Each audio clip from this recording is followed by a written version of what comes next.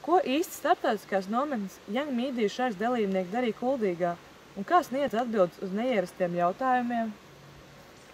Viņi ir tādi atsaucīgi, patīkami, smaidīgi cilvēki, cik pagaidām nācies ar viņiem saskarties. Tik jāstri un jauki.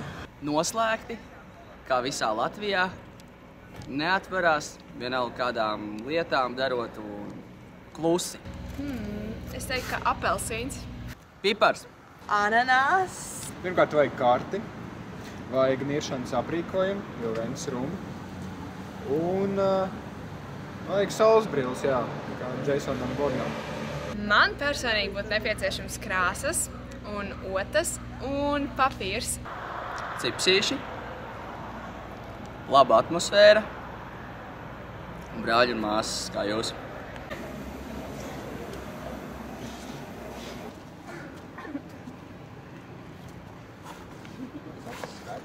Rule of thirds, vai kamera negrīļojas un vai ir fokus?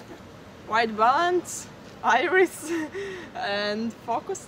Cilvēks, kuram ir milzīgas spējas, viņa ir milzīgi izaugusi un viņai ir tāds skills, no kā var mācīties un no kā ir jāmācās. Atsaucīga, interesanta un jautra. Uzsūkt visu kā švamē. Ak, Dievs mīļie, lai jums viss izdodās, bučus jums no lielās māsas Kristīnas. Un tādi ir patiesie Young Media Sharks dalībnieki. Profesionāļi uz vienas kājas.